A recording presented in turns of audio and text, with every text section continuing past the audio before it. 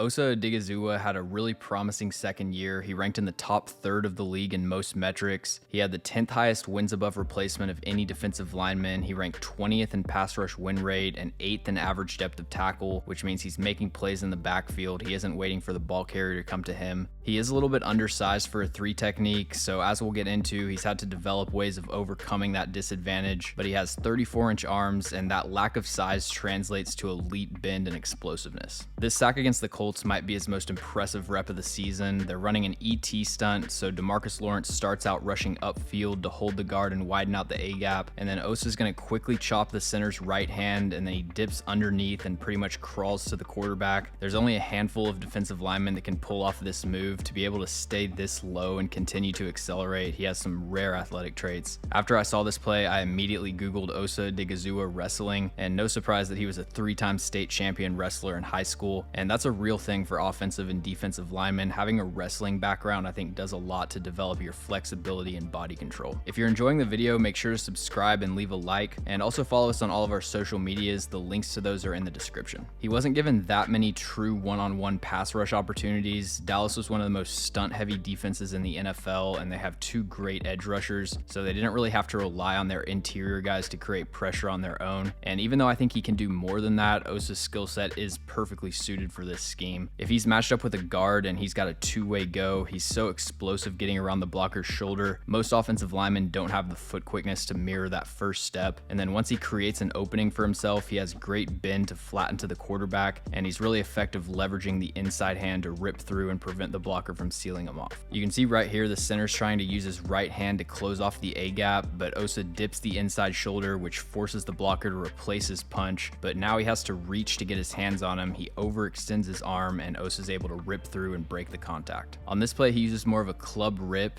At the start of the play, he's swinging his arms to build up momentum and create a moving target for the blocker, and then he clubs the outside hand, which puts the guard in recovery mode and forces him to overextend to replace his punch, but Osa has the inside hand ready to rip underneath and turn the corner. And then he's also a really effective power rusher. He has an explosive first step, and he's really quick shooting his hands into the blocker's chest, so there's a lot of pop with his initial punch, and he's able to create knockback early in the play and get the blocker leaning back on his heels. And once he's able to set up his bull rush, he can just stay locked on and drive them backwards. Short and explosive with long arms is a great combination for a power rusher because he's almost always going to be lower than the person trying to block him, and he has the length to keep himself separated from the block while he drives his legs. So he isn't the featured pass rusher for the Cowboys defense, and I think that's why the raw numbers aren't quite there, just 38 pressures and 5 sacks last season. But when you look at the efficiency metrics or you watch the film, he wins one-on-ones at a high rate, and he has the athleticism and technical polish to increase his production with more opportunities. Now, coming out of UCLA, the biggest question for Osa Odighizuwa was going to be run defense. He really struggled anchoring against double teams, and his footwork wasn't doing him any favors. He was playing with an inconsistent base, and he didn't have great awareness of incoming blocks. But over the second half of the year especially, he took a major step forward in this area. It seemed like he started to widen out his base and plant his feet in the ground behind the rest of his body. So he's leaning into blocks, and as he slides his feet, he isn't heel clicking. So even if a second blocker reaches a mid step, he isn't getting moved off his spot, and he's able to just redirect that force back into the ground. This is a great example here against Chicago. You can see he's got a staggered base with his right foot planted behind him. So while he's engaging with this down block from the center, he's able to absorb the contact from the guard. He gets his hands inside on the center and just folds the block in half. His legs and hands are working in unison to generate so much torque, and he's able to split the double team and make the stop.